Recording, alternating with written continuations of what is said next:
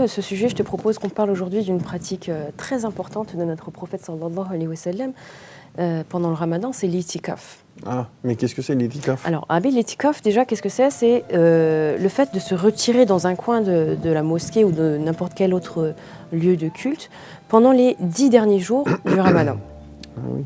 Et le but, en fait, c'est de se consacrer exclusivement à l'adoration. Donc, le Coran mentionne aussi cette pratique à quelques reprises, et les sources de biographie du prophète nous disent que le prophète sallallahu alayhi wa sallam ne manquait pas cette pratique à partir du moment où il a migré vers Médine. Et d'ailleurs, il le conseillait aussi à ses épouses. Donc c'est pas une adoration exclusivement masculine où tout le monde est encouragé à pratiquer l'itikaf. Donc le monde et nos occupations quotidiennes qui sont liées donc au monde nous font souvent oublier le but de notre présence sur Terre. Tu es d'accord? Genre quand tu travailles, tu t'occupes de ton enfant, les tâches ménagères, etc.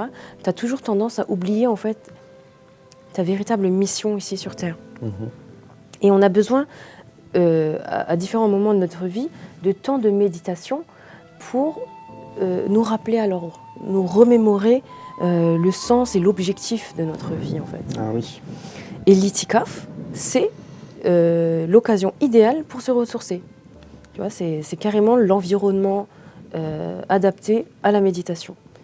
En plus de ça, dans les 10 derniers jours du ramadan pendant lesquels il faut faire l'itikaf, il y a une chance de tomber sur la nuit du destin.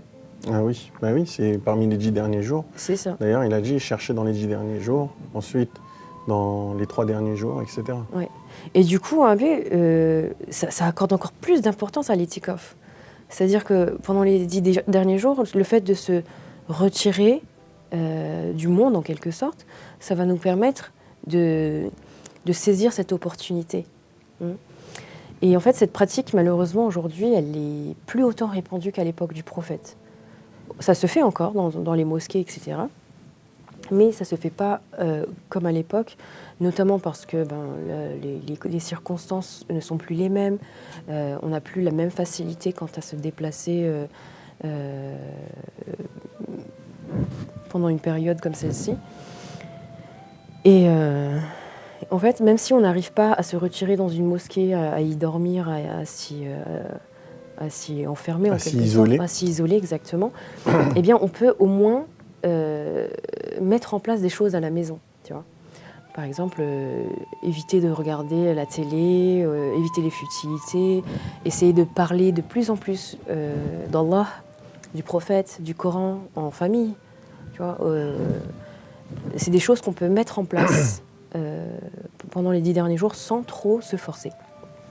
Et selon Ata ibn Abu Rabah, celui qui fait l'itikaf, c'est comme une personne qui est dans le besoin et qui va implorer, qui va supplier une personne illustre en fait, tu vois. C'est comme, imagine un mendiant qui te lâche pas, tu vois, qui va pas te lâcher, et finalement, tu insistes tellement que tu finis par obtenir ce que tu veux. L'itikaf, c'est un peu ça. On implore Allah, ouais, c'est ça, c'est être constamment à implorer Allah, à dire Allah, pardonne-moi, fais de moi un serviteur que tu vas agréer, tu vois. Et il dit que finalement, quelqu'un qui fait l'itikaf, il obtiendra toujours forcément ce qu'il veut. Il obtiendra forcément le pardon d'Allah Ta'ala. Et je me permets, mais j'aimerais bien faire une petite énumération des règles en général pour comprendre comment se fait l'itikaf. Alors l'itikaf, déjà, ça se passe pendant les 10 derniers jours du ramadan. D'accord ? D'accord, on l'avait dit. Ouais. Il faut promouvoir la belle parole, essayer de parler que de bien, que d'Allah. Ne pas, déjà, de toute façon, tout ce qui est médisance, mensonge, futilité, tout ça, de toute façon, il faut s'en préserver. Débarrasser. C'est ça. Il faut beaucoup lire le Coran, chercher des informations sur le prophète sallallahu alayhi wa sallam,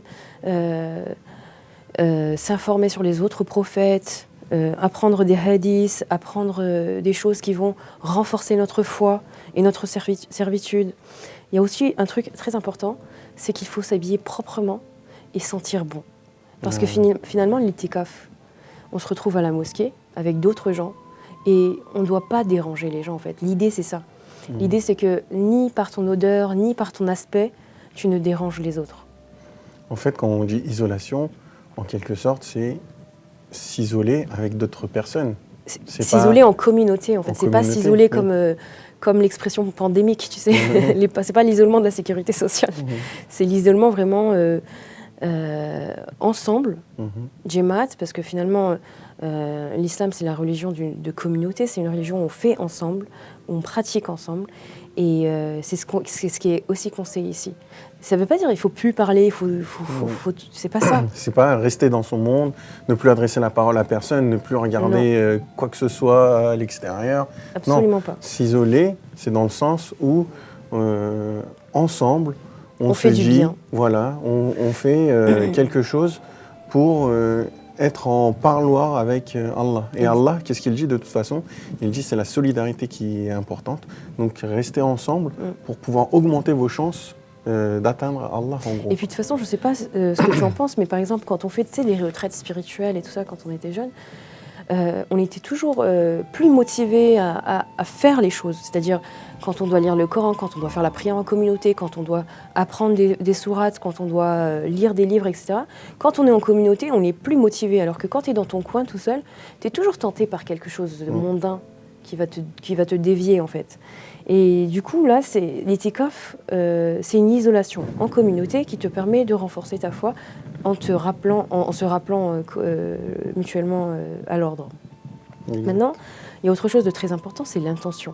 Comme toutes les adorations dans notre religion, l'intention est fondamentale. Parce que si tu vas te retirer à la mosquée, d'accord, parce que ton pote ou ton ami ou quelqu'un que tu aimes y est, et tu veux passer du temps avec lui, bah finalement, non, ça ne marche pas. Le ramadan, le jeûne, toutes les adorations qu'on doit y faire, c'est des adorations qu'on doit faire uniquement pour plaire à Allah Ta'ala et pour aucune autre raison. Et l'intention, là, il faut la prononcer pour se mettre vraiment dans le bain. En fait. Du coup, l'intention, elle est super importante. Il faut la prononcer pour se mettre dans le bain, comme avant chaque adoration qu'on fait avant la prière, pendant le jeûne, etc. Et maintenant, une dernière des règles, c'est vraiment vouer son temps à l'adoration. Quand tu fais quelque chose, c'est, je sais pas, tu manges, c'est pas interdit.